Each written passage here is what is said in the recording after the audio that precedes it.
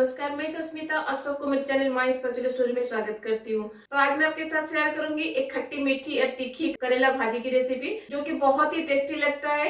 एक बार इसको आप घर पर बनाइएगा, देखिएगा आपके घर में जिन लोगों को करेला पसंद भी नहीं होगा वो लोग भी करेला खाएंगे। ये इतना टेस्टी लगता है। जैसे आप सबको पता है करेला हेल्थ के लिए बहुत अच्छा है। अगर आपको आज की खट्टी मीठी करेला की भाजी की रेसिपी अच्छी लगेगी तो अपने फ्रेंड्स एंड फैमिली के साथ जरूर शेयर कीजिएगा। अगर मेरे चैनल में नए हैं तो प्लीज सब्सक्राइब जरूर कीजिएगा, और मेरी वीडियो अगर आपको अच्छी लगी तो लाइक करना मत भूलिएगा।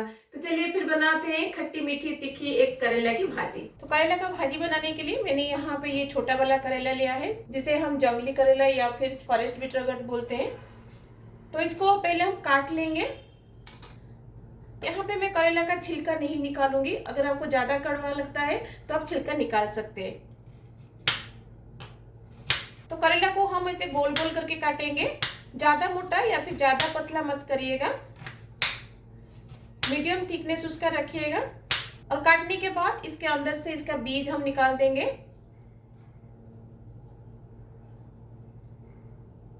तो देखिए इस तरह से सारे करेले को हम रेडी कर लेंगे पहले काट के। अगर आप छिलका निकाल के इसका बना रहे हैं तो ज्यादा छिलका मत निकालिएगा, बस ऊपर से ना थोड़ा थोड़ा ये जो उसका स्पाइन जैसा है ना, बस वो निकाल दीजिएगा, फिर उसको काटिएगा। तो जैसे आपको पसंद है उस तरह से आप इसको पहले काट के रेडी कर लीजिएगा।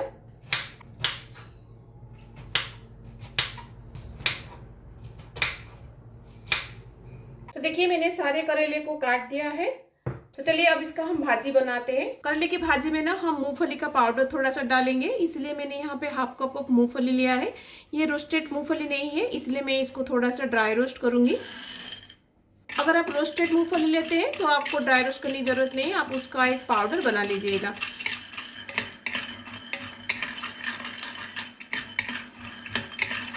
तो मूंगफली हमारा ड्राई रोस्ट हो गया है, अब इसको हम निकाल देंगे।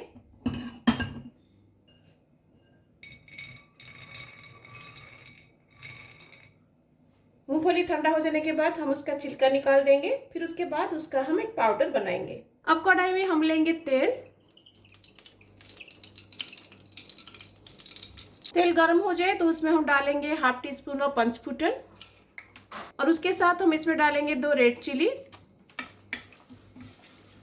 थोड़ा सा हींग। पंचफुटन में अभी क्रकल आ गया है। अब इसमें हम डाल देंगे प्याज।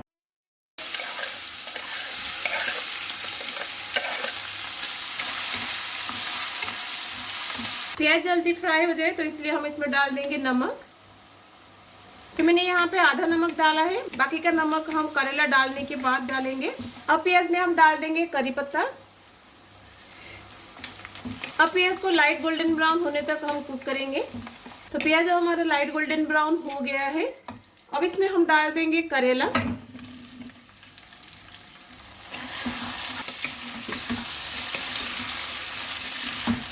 अब करेला में हम डाल देंगे नमक। पहले हमने प्याज में थोड़ा सा नमक डाला था, अभी थोड़ा सा हम डालेंगे हल्दी powder, Kashmiri red chilli powder, थोड़ा सा धनिया पाउडर, हाफ टी स्पून जीरा पाउडर।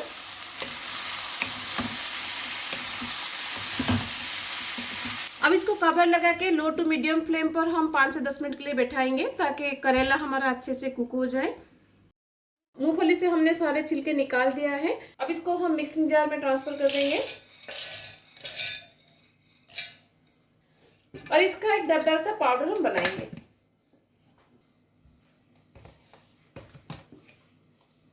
और इसको एक प्लेट में हम निकाल देंगे।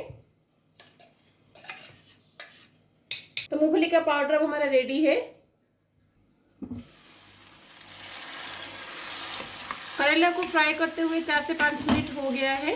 तो करेला अब हमारा 50% कुक हो गया है। अब इसमें हम डालेंगे थोड़ा सा मैगी मसाला पाउडर, जो मार्केट में आता है ना मैगी मसाला पाउडर, एक पाउच उसका डाल दीजिएगा। अगर आपके पास नहीं है तो आप इसमें गरम मसाला पाउडर भी डाल सकते हैं। तो थोड़ा सा इमली को मैंने पानी में भिगा के रख दिया था आधा घंटा पहले से। अब इसका हम पल्प निकाल देंगे। तो इस इमली की पानी को हम इसमें डाल देंगे। करेला जब आधा से ज़्यादा कुक हो जाएगा ना, उसके बाद इमली का पानी डालिएगा, नहीं तो करेला अच्छे से कुक नहीं हो पाएगा। अब इसमें हम डालेंगे मूंगफली का पाउडर। तो मैंने यहाँ पे 4 to 5 टेबलस्पून मूंगफली का पाउडर डाला है, और बाकी जो बच गया है मैं इसको और एक रेसिपी में यूज करूंगी।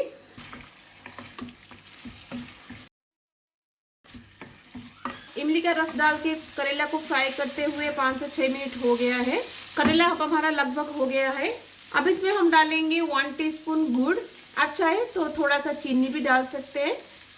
जैसे मैंने आपको कहा था, आज हम थोड़ा सा खट्टा थोड़ा सा मीठा इस तरह का करेला का भाजी बनाएंगे, इसलिए मैंने यहाँ पे थोड़ा सा गुड़ यूज़ किया है। गुड़ से ही इसको टेस्ट बहुत ही अच्छा लगता है। अगर आपके पास गुड़ नहीं है तो आप चीनी डाल सकते हैं। तो गुड़ डालने के बाद 1 से 2 मिनट के लिए हम इसको फ्राई करेंगे। गुड़ को डाल के पकाते हुए 2 से 3 मिनट हो गया है। करेला भी हमारा कम्प्लीटली कुक हो गया है। तो इस तरह से थोड़ा सा सूखा सूखा हो जाए तब तक आप इसको कुक करिएगा, लेकिन करेला को ओवर कुक मत करिएगा, नहीं तो करेला का जो न्यूट्रिएंट वैल्यू है वो कम हो जाएगा। अब एंड में हम इसमें डाल देंगे चॉप धनिया पत्ता। तो हमारा खट्टा मीठा चटपटा सा करेला का भाजी रेडी है।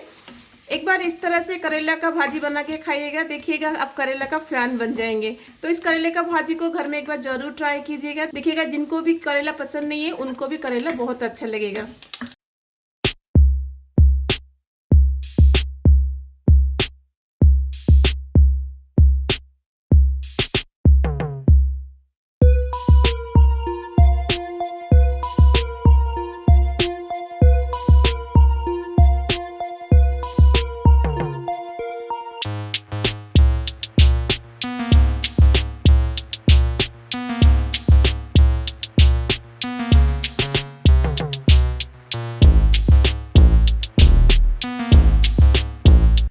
आपको करेला का इस खट्टी मीठी भाजी की रेसिपी, ये बहुत ही टेस्टी लगता है।